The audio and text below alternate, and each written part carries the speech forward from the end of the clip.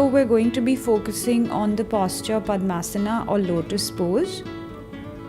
Padmasana is an intermediate to advanced level of practice. So before you get into Padmasana, ensure that you have done sufficient warm-up and are comfortable in a few of the preparatory postures. To begin with, sit down in Sukhasana, which is a simple cross-legged posture with your palms on your knees and the eyes closed. If you are comfortable sitting in this posture with your spine tall, shoulders relaxed and without any movement, you can then proceed to prepare for the practice of Padmasana. To prepare for half lotus or Ardha Padmasana, sit down with your legs extended in seated Dandasana. Bend the right knee and hold on to the right ankle and the right knee, as you can see in the video, and gently cradle the leg, moving from right to left. This creates space in the hip and allows you to prepare for Padmasana. Place the right heel against the left pelvic bone and bend the left leg into the simple cross leg that you do for Sukhasana. Sit with your palms on your knees and the eyes closed for a few moments and observe how this posture feels. Once complete, you can release the legs and repeat the same sequence on the left leg. Once you have mastered the practice of Sukhasana and Ardha Padmasana, you can go on to attempt full lotus or Padmasana. To begin, sit down in Dandasana with your legs extended. Bend the right leg and hold on to the knee and the ankle, cradling the leg from side to side to allow the hips to open up. Place the right foot against the left pelvic or hip bone and using your hands, bend the left leg, bringing the left heel towards the right pelvic bone. Allow the knees to drop towards the mat. Place the palms on the knees in Chin Mudra with the thumb and index finger in contact, the eyes softly closed. Sit in Padmasana for a few moments, observing your breath and your spine, and when you're ready, release. Shake the legs out before you attempt the same sequence on the left leg. To begin, extend the leg out in front of you. Bend the foot so that your heel is placed at the junction between your thigh and your hip.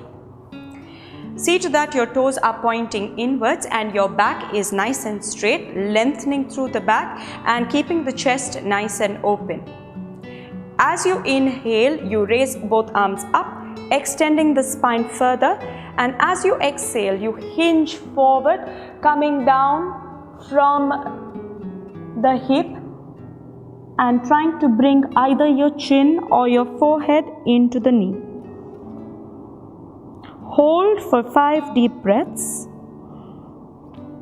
As you raise up, you inhale against, ensuring that your upper arms are in line with the ears. Exhale and bring it down.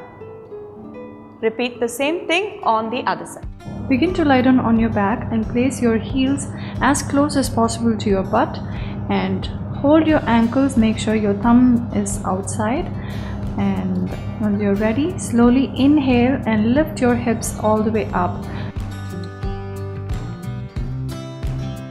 So try and reach as high as possible, but your breath should be in the normal range, and stay here for a couple of deep breaths.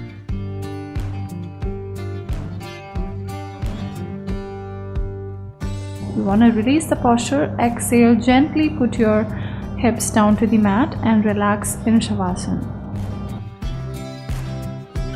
So when we come to standing, you want to think about keeping your feet together, lift your thighs up, lift your kneecaps up, pull your abdomen in and up and keep your hands by your side and just feel how you can immediately feel a strengthening in your core in this posture itself. It's just a simple standing posture, Samasthiti, but here itself you should feel your core is engaged. So imagine just standing without any engagement in your legs and you'll feel your core becomes loose, right? So you want to lift the thighs up and lift your kneecaps up and pull the belly up and in and lift from the waist. So then you feel the engagement in your core and feel that. And now just try to do a balancing on your toes, keeping that engagement in the core. Inhale, raise the arms up and heels up without losing that. And then exhale, bring the arms down and the heels down. So you can do that a few more times. Inhale, Tadasana.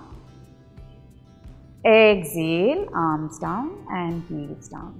So this is a good way to just... The following is basic Vinyasa flow. Do this after your warm-up practice. Starting with the Surya Namaskar. Stretch all the way up and coming down. Taking one leg back. And from here we'll lock our elbow behind our knee. Holding this for 30 seconds.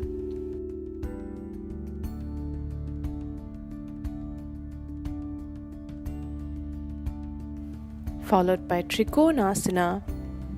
Holding again for 30 seconds or 5 breaths.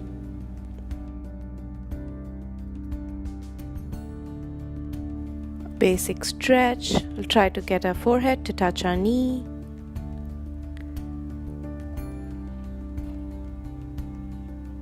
Followed by Warrior 2, making sure our knee is at 90 degrees and our body is aligned. Followed by Warrior 1 and Warrior 3, holding again for 30 seconds or 5 breaths.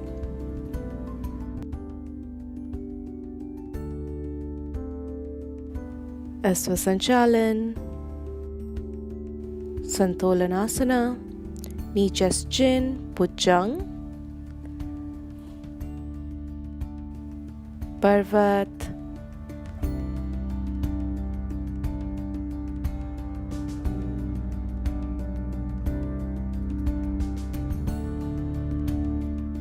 Asvasanchalan, Padahas. In Padahas, taking our hands behind our knees and going all the way up and finishing the Surya Namaskar and doing the same with the other side.